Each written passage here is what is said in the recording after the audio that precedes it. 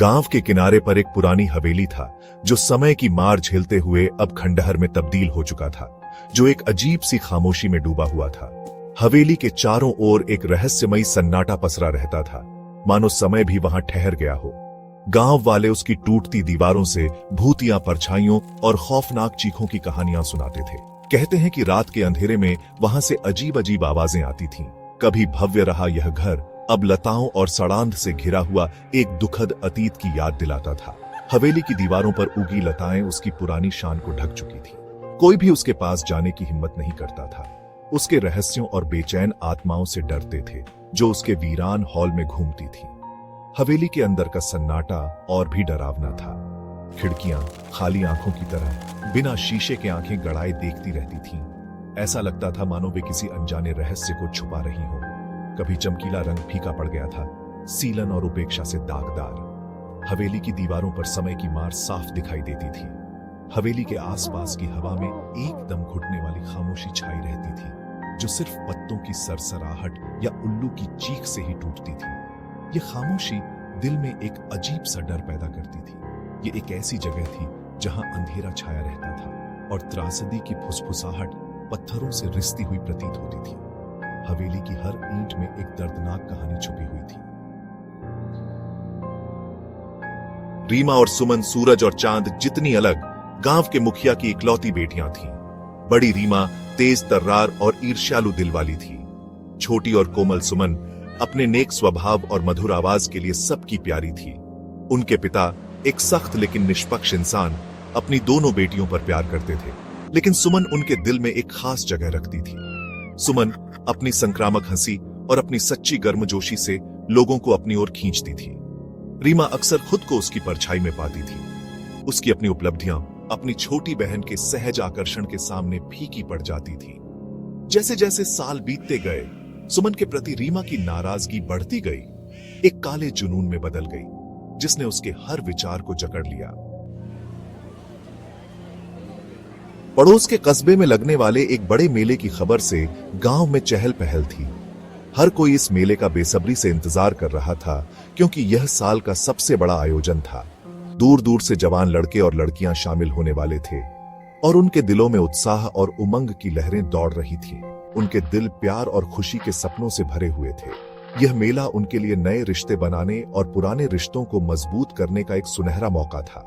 सुमन अपनी चमकती सुंदरता और अपने मधुर स्वभाव से निश्चित रूप से आकर्षण का केंद्र बनने वाली थी। उसकी मुस्कान और उसकी आंखों की चमक हर किसी का ध्यान खींच रही थी। यह सोच रीमा को अंदर ही अंदर खाए जा रही थी, क्योंकि वह जानती थी कि सुमन की सुंदरता और आकर्षण के सामने उसकी कोई तुलना नहीं थी।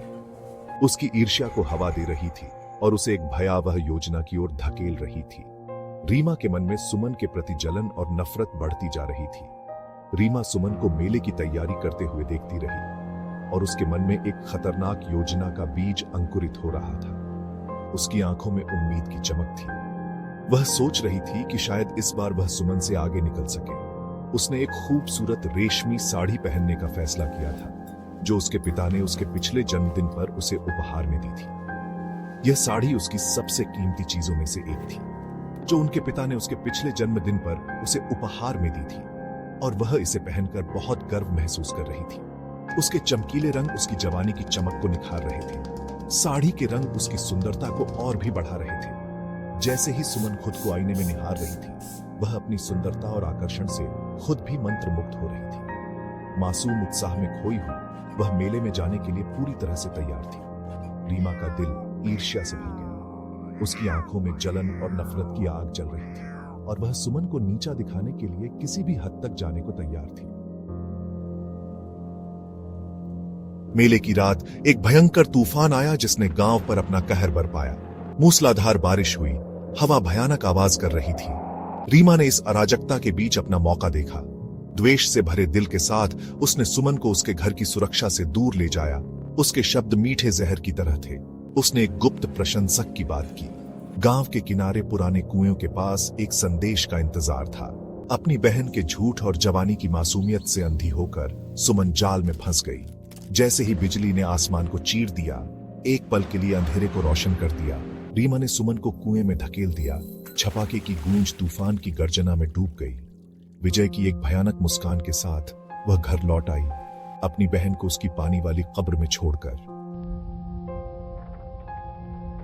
अगली सुबह तूफान थम गया, विनाश का निशान छोड़ गया। गांव के हर कोने में तबाही का मंजर था, जैसे प्रकृति ने अपनी पूरी ताकत से हमला किया हो। सुमन का बेजान शरीर कुएं में मिला।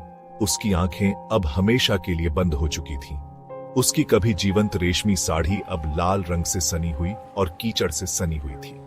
वह साड़ी जो कभी उसकी पहचान थी, अब उसकी दुखद कहानी बयां कर रही थी। गांव ने अपनी प्यारी सुमन के खोने का शोक मनाया। हर चेहरा उदासी और दर्द से भरा हुआ था।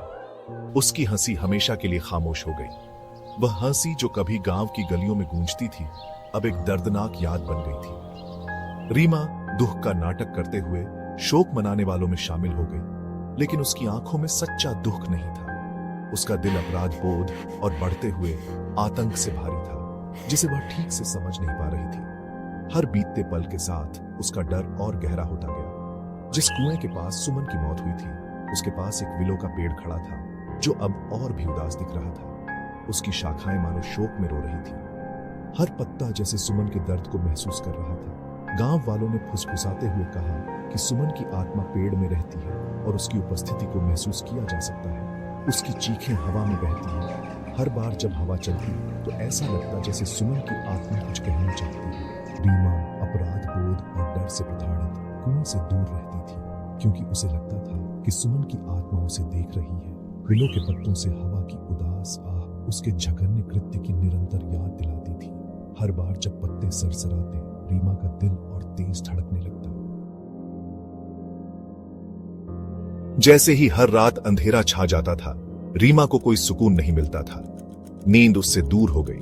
उसकी जगह सुमन की बेजान आंखों के भूतिया दर्शन ने ले ली, जो उसे घूर रही थी। कभी परिचित घर चरमराता और कराहता था। आवाजें एक भयावह रूप ले लेती थीं। फुसफुसाहट परछाइयों से निकलती हुई प्रतीत होती थी। उसका नाम सुमन की परिचित आवाज में पुकारा जाता था, जिससे उसकी रीढ़ में ठंडक दौड़ जाती थी। एक रात जब रीमा अपने बिस्तर पर कांप रही थी, उसने उसे देखा। एक पारदर्शी आकृति फटी हुई रेशमी साड़ी में लिपटी उसकी ओर सरक रही थी। सुमन का चेहरा जो कभी चमकदार था, अब दुख और आरोप का मुखौटा था। उसकी आंखें एक भयावह खालीपन से भरी सीधे रीमा को घूर रही थीं। अनकहा सवाल हवा में भारी था। अपराध बोध और आतंक से हद तक पहुंचकर रीमा अंततः टूट गई। उसने गांव वालों के सामने अपना गुनाह कबूल कर लिया। उसकी आवाज टूटी हुई फुसफुसाहट थी। इस रहस्य उद्घाटन ने गांव में सदमे की लहरें भेज दी। उनकी प्यारी सुमन का दुखद भाग्य आखिरकार सामने आ गया। रीमा पछतावे से भरी और अपनी बहन की भूतिया उपस्थिति से पागल होकर तूफान से तबाह रात में भाग गई। उस एकमात्र जगह पर शरण मांगी जिससे वह हमेशा बचती रही थी। गांव के किनारे पर पुरानी हवेली। गांव वाले, उनका गुस्सा और दुख स्पष्ट था। रीमा का पीछा किया। उनकी मशालें अंधेरे में टिमटिमाती परछाई डाल रही थीं। उन्होंने स्तब्ध होकर देखा, क्योंकि वह ढहती हवेली के अंदर गायब हो गई। उसकी पागल हंसी रात में गूंज रही थी। आखिरी बार रीमा को जीवित देखा गया था। पुरानी हवेली, जो अब पहले से कहीं अधिक अशुभ है, दो बहनों के दुखद भाग्य की एक भयावह याद दिलाती है। गांव वालों का मानना है कि रीमा अपराध बोध से पागल और सुमन की तामसिक आत्मा से प्रेतबाधित उन सड़ती दीवारों के भीतर अपने अंत से मिली। हवेली वीरान रहती है। इसकी छाया में रहने वाले सभी लोग इससे दूर रहते हैं। भूतिया प्रेत और भयावह चीखों की फुसफुसाहट प्रसारित होती रहती है। एक अडिग विश्वास से प्रेरित है कि सुमन की आत्मा अभी भी हवेली में घूमती है, अपनी असामयिक मृत्यु का बदला लेने के लिए। दो बहनों की दुखद कहानी ईर्ष्या की विनाशकारी शक्ति और अपराध बोध के स्थायी भार की एक भयावह याद दिलाती है,